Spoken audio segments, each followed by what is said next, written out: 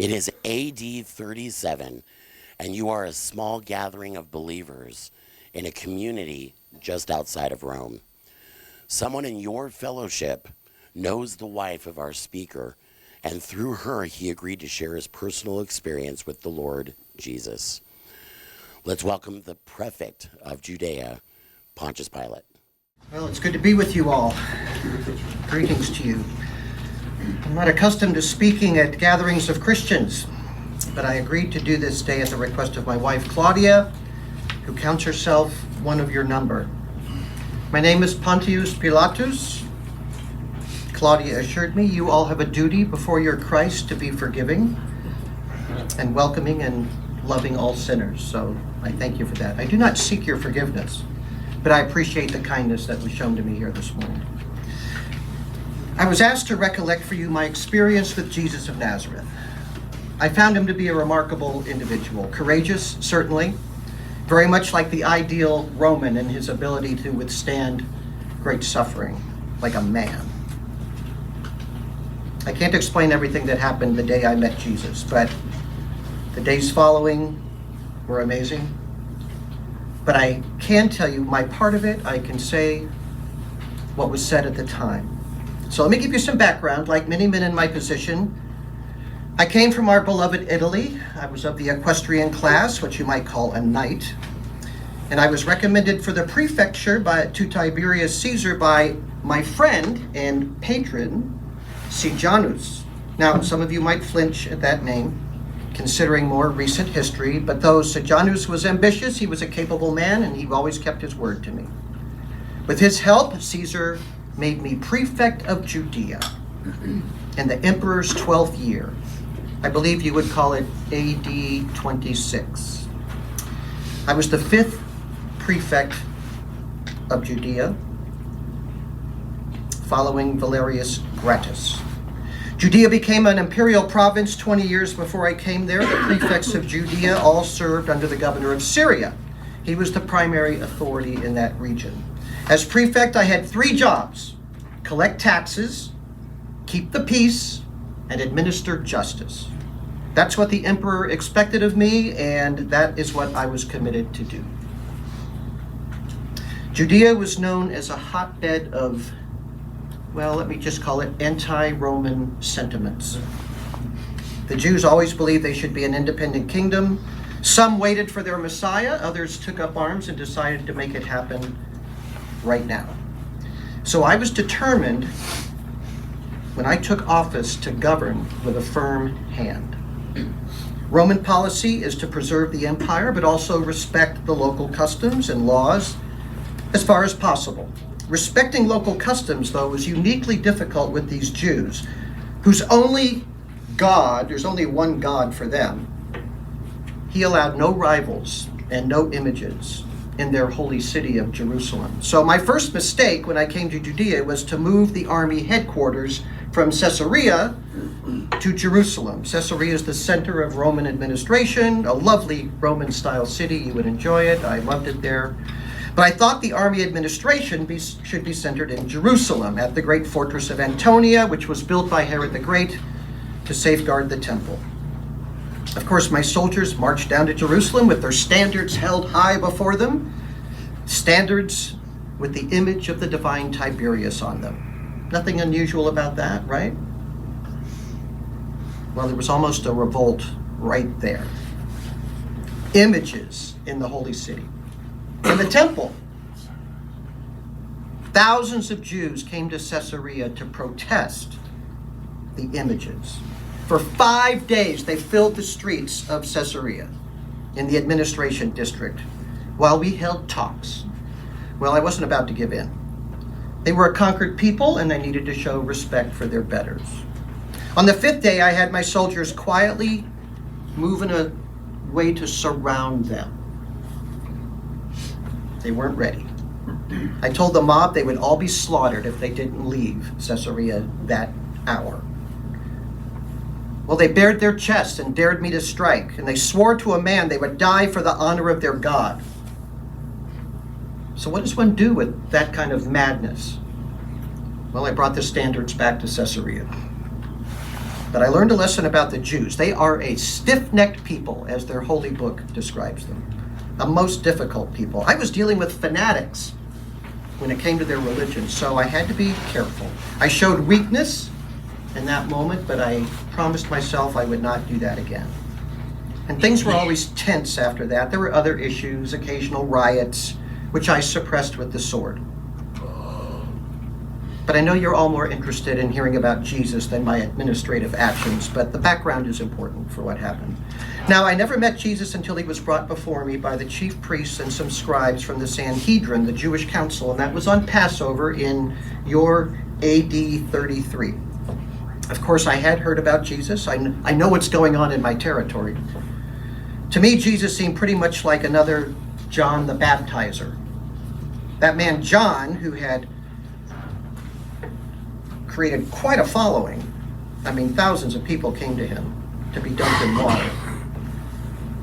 But we watched him, and he seemed like pretty much a religious person. That was all that we could get out of him. My intelligence operatives determined that John was no threat.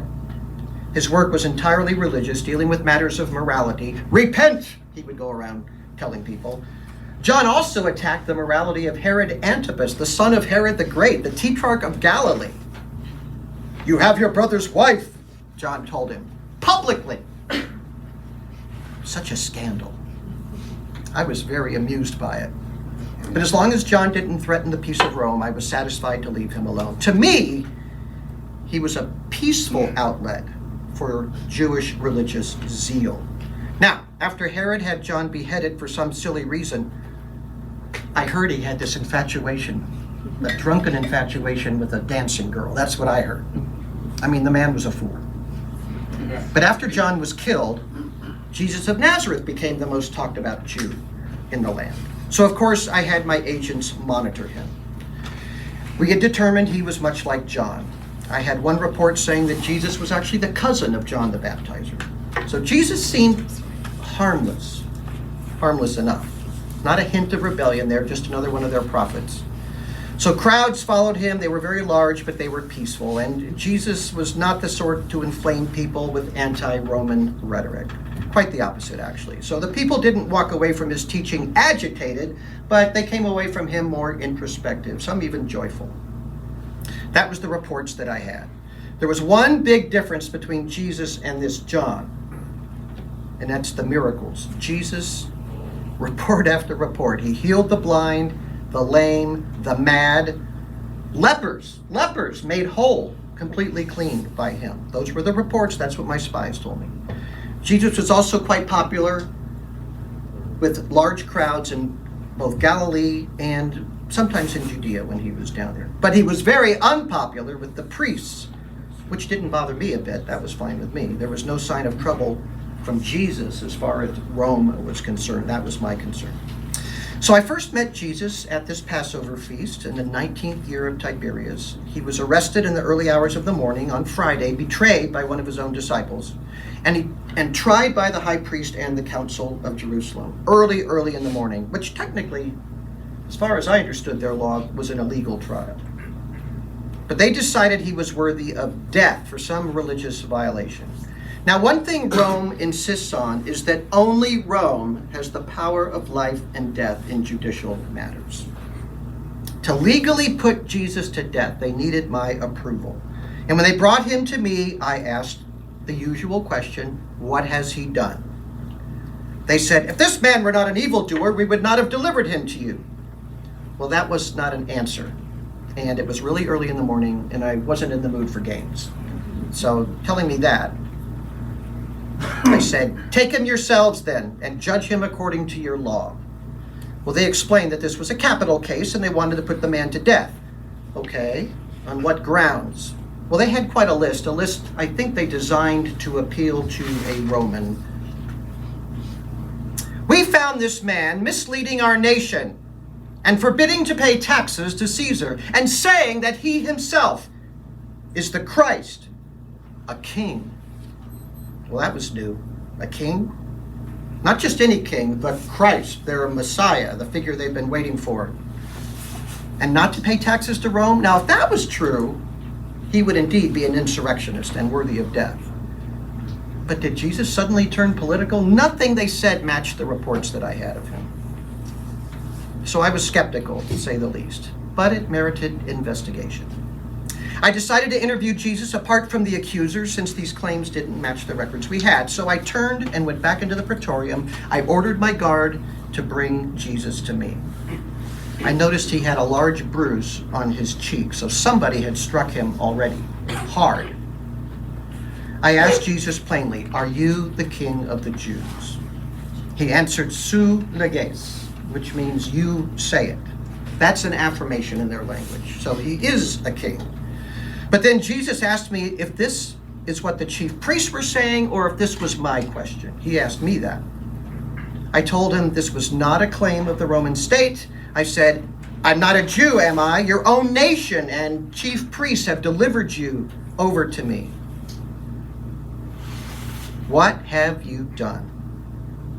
Then Jesus tried to remove his kingship from the political realm. He said, "My kingdom is not of this world.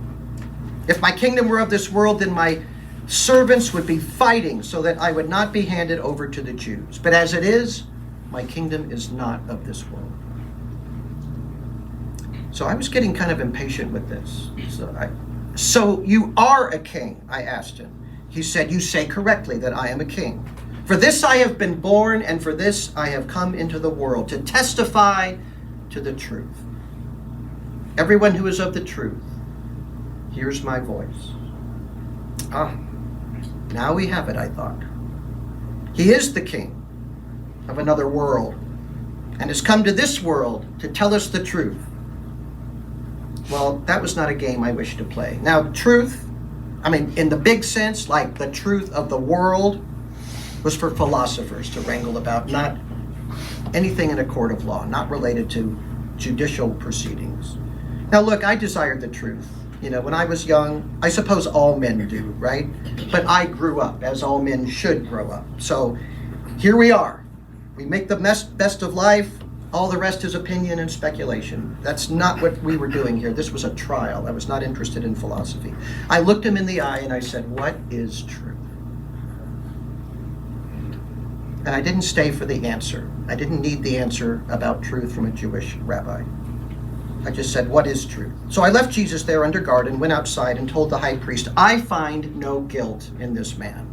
The priests were livid. They started throwing all kinds of accusations against him from all directions. The main gist of it all, once again, was he's teaching against Rome, he's forbidding the Jews to pay taxes, and he's stirring up the people to throw off the Roman yoke.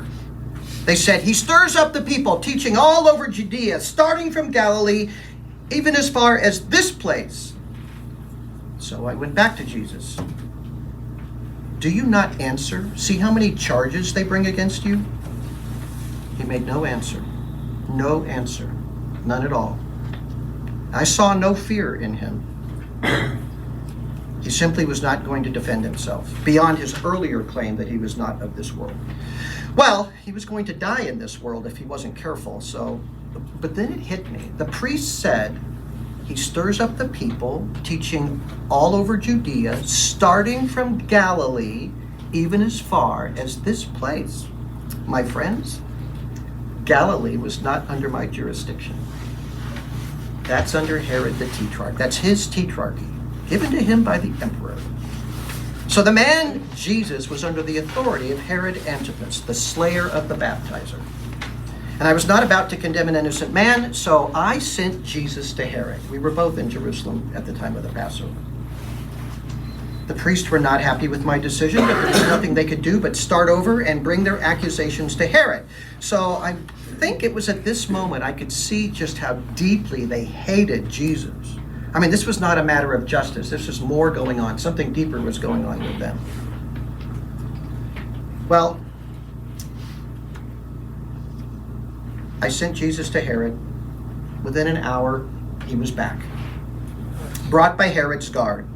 And he was wearing a very fine robe, some kind of mockery.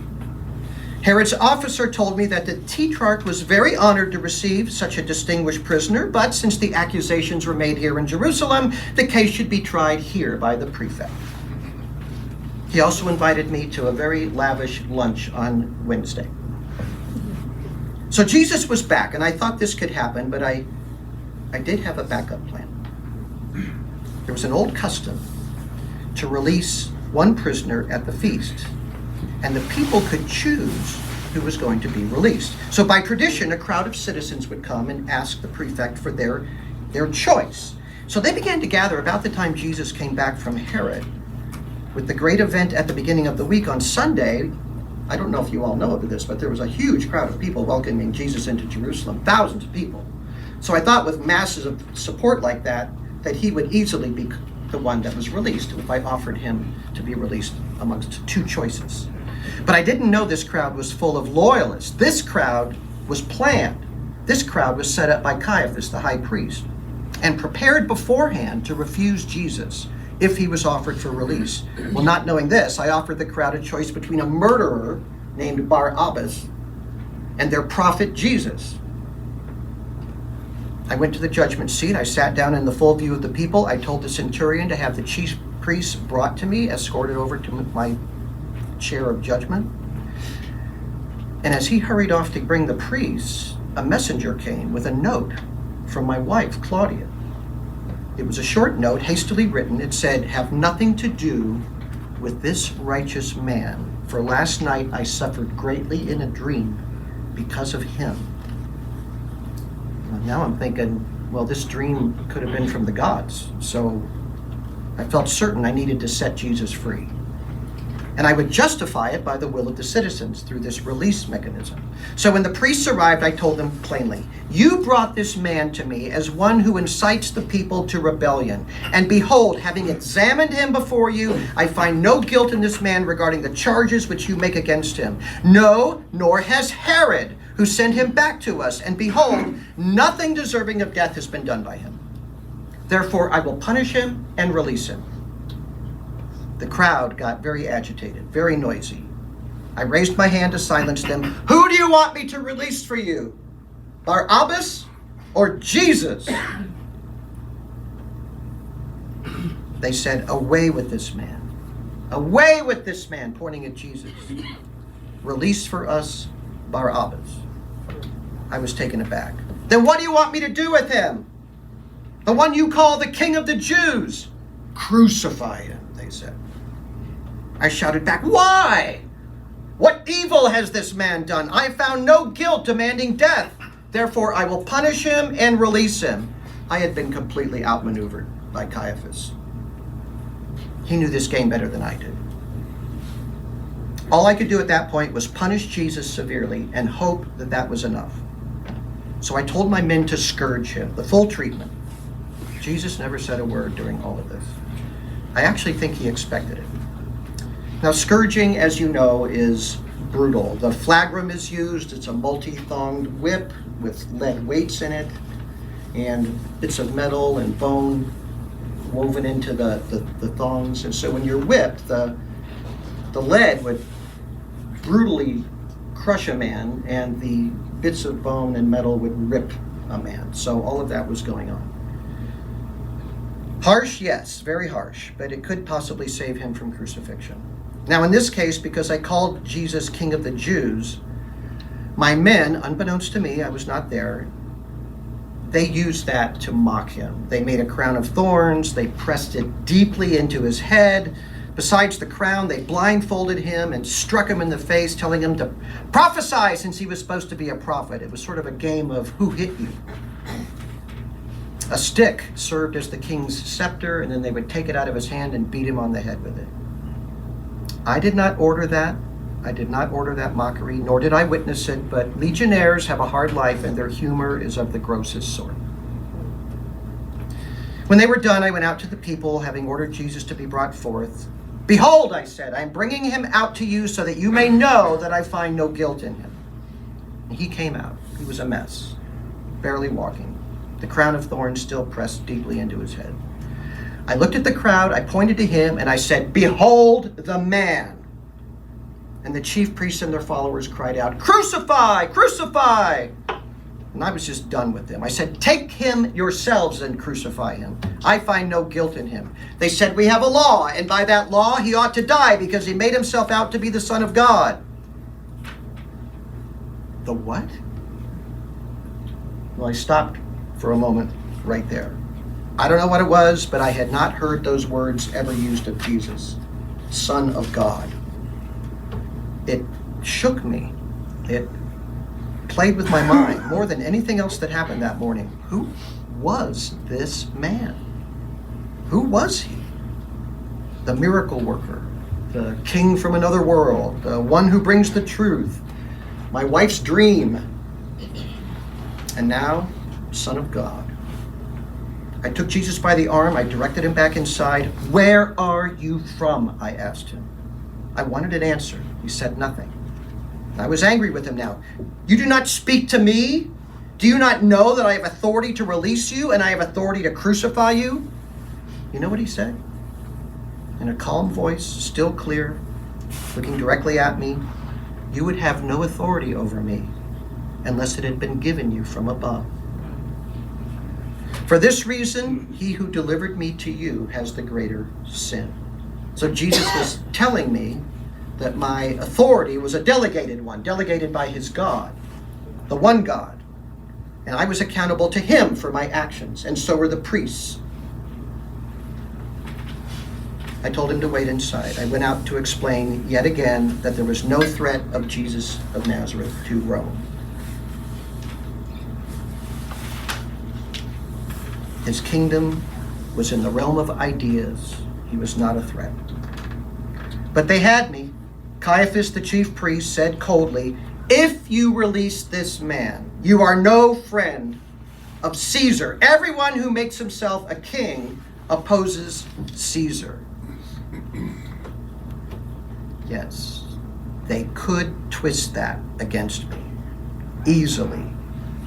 If I don't do their bidding in this matter, they'll go to Tiberius and say, I let a pretender to the throne free.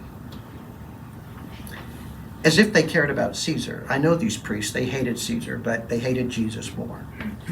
So I took my place on the judgment seat. It was about 9 a.m. I had Jesus brought out again, bruised and bleeding, still wearing the painful crown. I pointed to him from the chair and I said, behold your king. And that got the crowd going. They erupted in a hysterical rage. Away with him, crucify him. I raised my hand to calm them.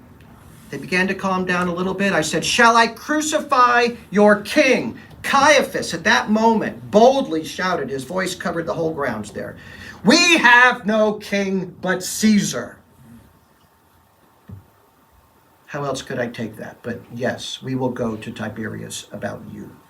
That was aimed at me. It was an open threat. Now let me remind you about my patron, Sejanus, prefect of the Praetorian Guard, and for many years a close advisor to the emperor. It was revealed that for years he had planned on replacing the emperor with himself and had destroyed many lives by lies and treachery. Many people were executed on his word, whispered into the emperor's ear. Sejanus, prefect of the Praetorian Guard. He was arrested in the Senate on October 18th, AD 31, just a year and a half before my Passover encounter with Jesus, just a year and a half before my patron was executed. Members of his family were executed.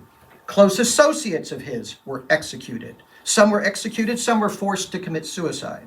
His statues were torn down and his memory was erased. Now remember, I owe my prefecture to him. He had recommended me to the emperor. Fortunately, I had had little contact with him since I came east to Judea, but our names were still linked. So the priests had me. They only needed a word in the ear of Tiberius that I set free the King of the Jews. All that went through my mind. The shouts were continuing, away with him, crucify him, all of that. So I ordered a basin of water to be brought to me, and I publicly washed my hands, and I told the crowd, I am innocent of this man's blood. See to that yourselves. Do you know what they yelled back to me? Someone yelled very loudly, his blood be on us. and on our children. Fair enough. Fair enough. I ordered Jesus to be crucified and Barabbas to be set free. And I placed a large guard around Jesus with 2 other men that were going to be executed who had received the death sentence. So my only victory, if you can call it that, on that day was the sign. The sign.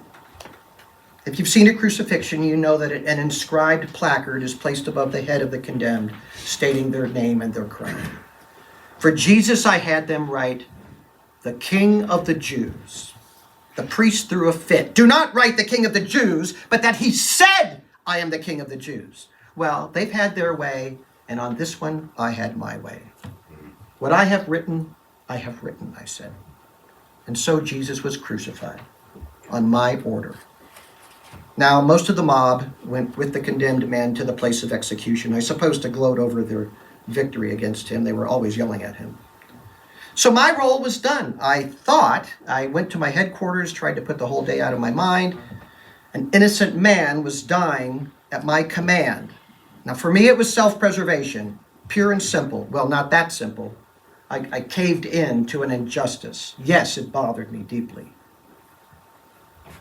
There's more that I can say about that day, however. At noon, the sky grew almost as dark as night. And there was a significant earthquake. So the God of Jesus would not let me forget what I had done. Then about 3 hours later, messengers arrived from Caiaphas that because it was the Sabbath, the condemned should have their legs broken to hasten their death, so as not to violate the Sabbath. I had to laugh. The niceties must be kept. Keep the Sabbath and kill the Son of God. A little bit later, Joseph of Arimathea, who was a member of the Jerusalem Council, came to me personally. He asked for Jesus' body so he could place the body in his own tomb. I had not seen him throughout the day. He was a good man, of good reputation. I thought Caiaphas would resent Jesus having a proper burial. So I said, of course, yes, take him. And that ended the matter, except that it didn't. The next morning, the chief priests and some Pharisees came to see me. They found out about the burial, and now there was a new twist. According to them, Jesus had promised, prophesied, claimed that he would rise again in 3 days. They said, "Sir, we remember that when he was still alive, that deceiver said, 'After 3 days I am to rise again. Therefore give orders for the grave to be made secure until the 3rd day. Otherwise his disciples may come and steal him away and say to the people, he has risen from the dead.' And the last deception will be worse than the first." So even in death, they were still afraid of him. A man shredded and crucified. But in a season of wonders, a risen king would be the greatest miracle of all, wouldn't it? "Fine," I told them. "You have a guard, make it as secure as you know how." And they did so, sealed and guarded. The body was secure. Now, a few days later, I returned to Caesarea, and I thought much on what had transpired in Jerusalem and about the man Jesus, that very unusual man, impressive man. But how could he be the favored Son of God and die such a death? I had no answer for that. Eventually, my main duties helped me push all those days aside out of my mind. But within a few months, there was in Jerusalem a large number, thousands of people meeting in the temple who believed that Jesus had risen from the dead, and they worship him as God.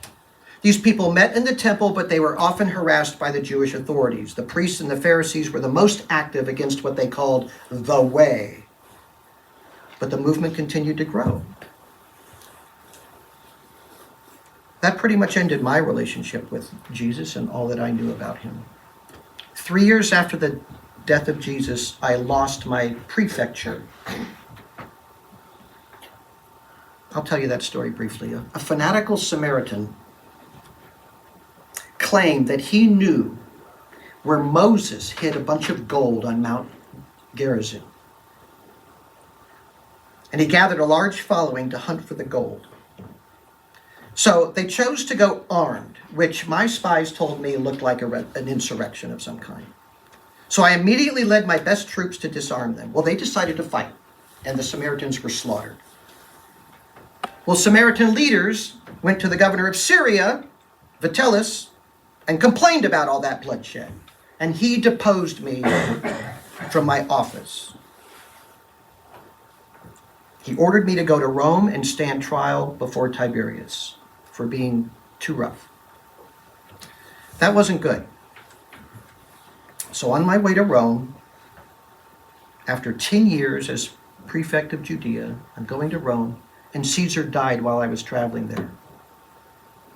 Caligula became the new emperor. I knew him. He allowed me to go into retirement, which I did with my wife Claudia.